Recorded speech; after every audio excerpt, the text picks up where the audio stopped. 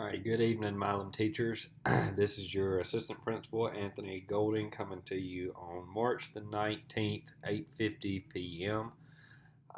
Sorry I couldn't get this out earlier today. I've been tied up today, but I wanted to not let the day go by without giving you a little bit of information and an update on where we're headed. First, before we jump into this, I do want y'all to know that I miss each and every one of you, and I hope you're taking care of yourself and staying well. But the purpose of this quick video will be just to kind of show you what our response has been thus far and where we plan to go in just a very short amount of time.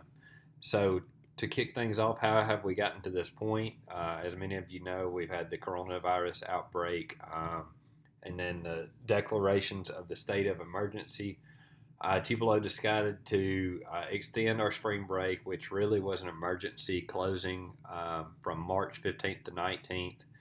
And then we got word just a few days ago, that we will be extending the emergency closing through March 30th. And then actually this morning, our governor said that all public schools in Mississippi will be closed until at least middle of April. We also got news this morning that it was confirmed that we have been waived of the accountability model and state assessments for this school year. So a lot has taken place these past few weeks, and it's kind of left a lot of people scrambling as to what to do. But I think we have a really good response to where we want to go moving forward. And so, what is our response going to be? As a district, the primary focus is going to be to ensure that you and our students are staying healthy. That's our number one priority. One, we want to make sure our students are being fed. We want to make sure everybody's staying well. That's why you're seeing all those wellness tips that's being sent through the district social media. And then we're really just been following the direction from our central office on what they want us to do with the buildings. And I can go ahead and let you know now that next week, which will be the week of March 22nd, I believe, our buildings will permanently close and we will not be able to access or go inside those buildings. A few of y'all have reached out to me about getting into your rooms tomorrow. That's fine. I know I'm meeting quite a few of you in the morning, and I'll be hanging around Milam tomorrow if you need to grab anything that you need. But that's where the district's focus has been thus far.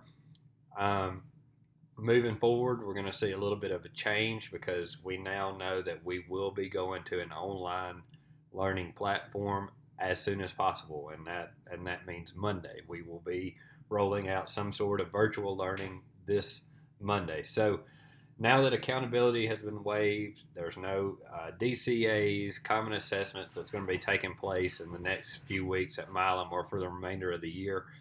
Our focus is going to be, for this group of sixth grade students, it's just going to be building and continuing to build those positive relationships and simply preparing them for the seventh grade and for life. We are not going to mandate that we're teaching to a test because there is no test. So really, we're just going to prepare our students for life beyond Milam. And it seems for the foreseeable future, at least to the middle of April, we're going to try to do that online rather than face to face.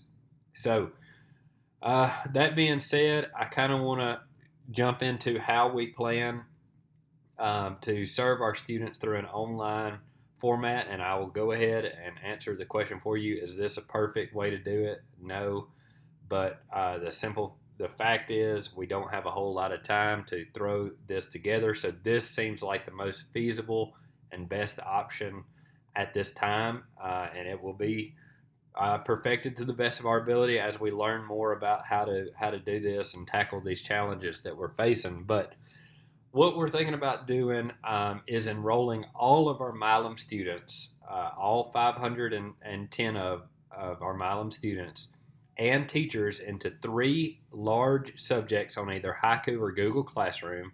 Those 3 subjects being ELA, math, science, and history.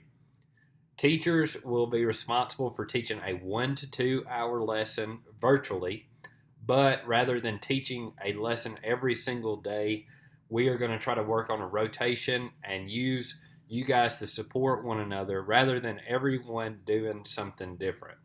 Um, this is not the time for us to be teaching one thing in this English classroom and another in a different English classroom. Same with math, same with history. We're going to have to make sure that our instruction is very focused to avoid a ton of different activities going on. And so that means rather than having teachers work with the students that they've been with thus far this year, we're actually going to have teachers work with the entire school. And there's going to be some questions about that, and I'll be happy to answer those in the next few days. But we will meet quite often, administrators with teachers, because we want to support you guys through this and provide feedback. We plan to be very hands-on with this process. So, what is that kind of going to look like? This is kind of what we're thinking. So, if you're an ELA teacher, you as a department are going to decide as a group what is it that you want to teach to your students while they are not at school.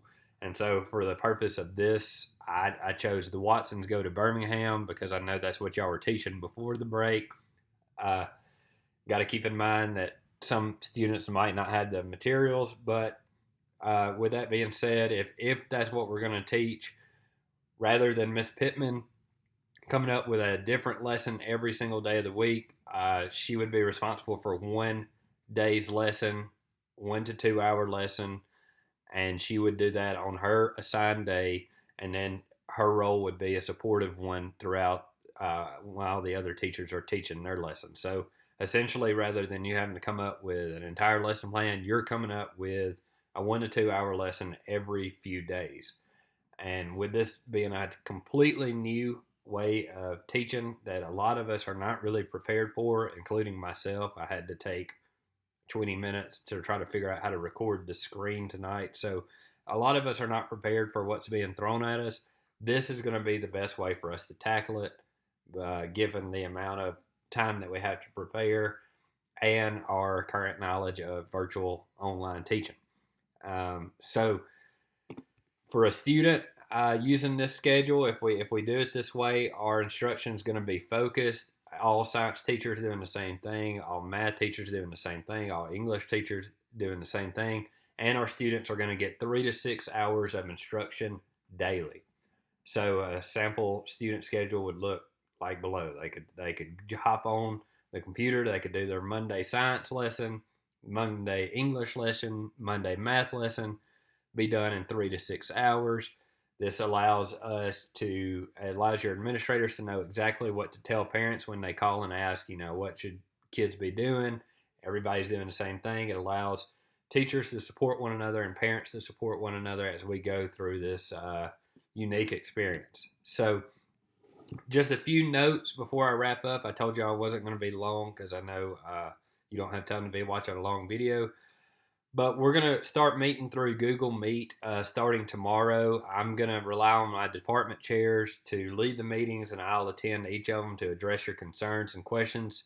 Your first meeting needs to really be deciding what you are going to focus on next week. We need to have something ready by Monday. Whenever we're building these classrooms, this is more as a personal note to me. I need to make sure that I have access to Haiku or Google Classroom, whichever one we use. And we just have to remember that we have to be united in what we do. We have to stay Milam strong. Like I said in the beginning, this is not going to be perfect, but it will get better over time as we learn what we're good at and maybe what we're not so good at, what works, what doesn't. But if we attack this thing as one group and we stay united, it is going to be the best for our students. So, with that being said, hope everybody has a great night. If you're watching this in the morning, hope you have a good morning. Call me if you have any questions. If not, I'll see most of you at school or on Google Meet. Thank you.